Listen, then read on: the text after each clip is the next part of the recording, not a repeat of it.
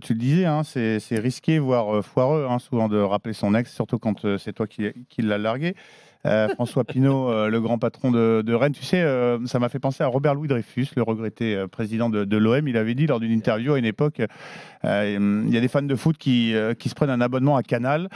Moi, mon abonnement à Canal, c'est d'être proprio de l'OM. Bon, François Pinault, il s'est fait plaisir, visiblement à l'encontre de ce qui était la tendance dans le club. Il a dit, on va faire revenir Julien Stéphan, qui, rappelons-le, effectivement, avait été entraîneur de Rennes. Et effectivement, je ne vois aucun effet Stéphan. Et surtout, je comprends pas bien ce qu'il fait. Donc, on rappelle que Rennes est 13e après 16 journées. Ils étaient 13e au moment où Pep Genesio s'en va.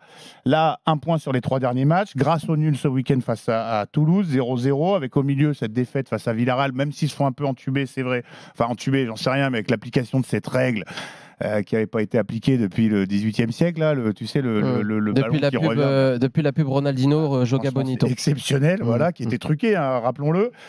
Et surtout, je ne vois rien dans le jeu. Alors, si je me permets, sous le contrôle de Jérôme Thomas, le plus rené d'entre nous, ce calembour, ce jeu de mots. Rennes va plus. Faites du jeu, s'il vous plaît.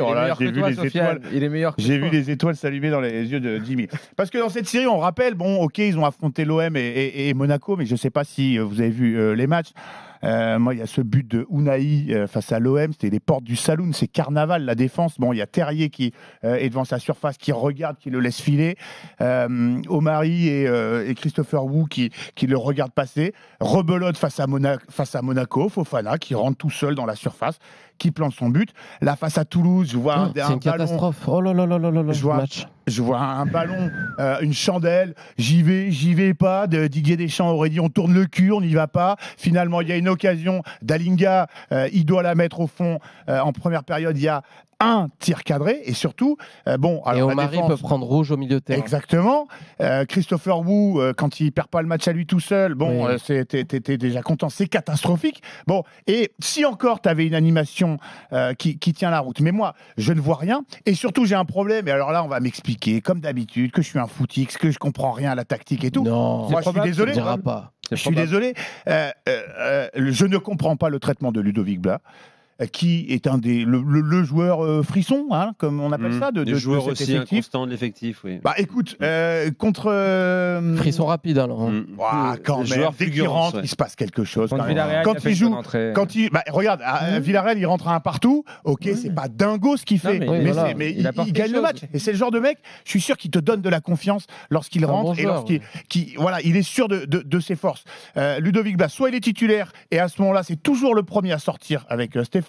Soit il rentre en cours de match et quand il rentre, il se passe quelque chose, mais souvent c'est trop tard. Autre problème, j'en ai ras-le-bol de voir Bourigeaud, qui pour moi est un des 10-15 meilleurs joueurs de Ligue 1, utiliser Bourigeaud. C'est pas un piston droit, voilà, je suis désolé, Bourigeaud c'est pas un piston droit, c'est un milieu que tu dois mettre dans l'axe du terrain. Tu dois utiliser son volume, sa créativité, sa finition, sa grinta, son caractère dans l'axe du jeu.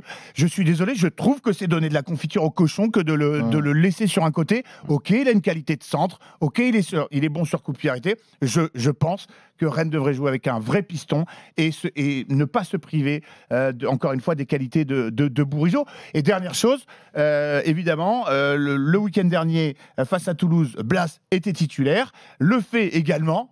Incroyable, mais évidemment, bon, à l'heure de jeu, il faut quand même sortir un des deux parce que si tu as trop de créativité, trop de création, trop de joueurs qui peuvent te décanter les situations, ça peut évidemment peut-être te permettre de gagner des matchs. Qui sait, à force. Dernière chose, parce que voilà, ça fait deux dernières choses. Vas-y.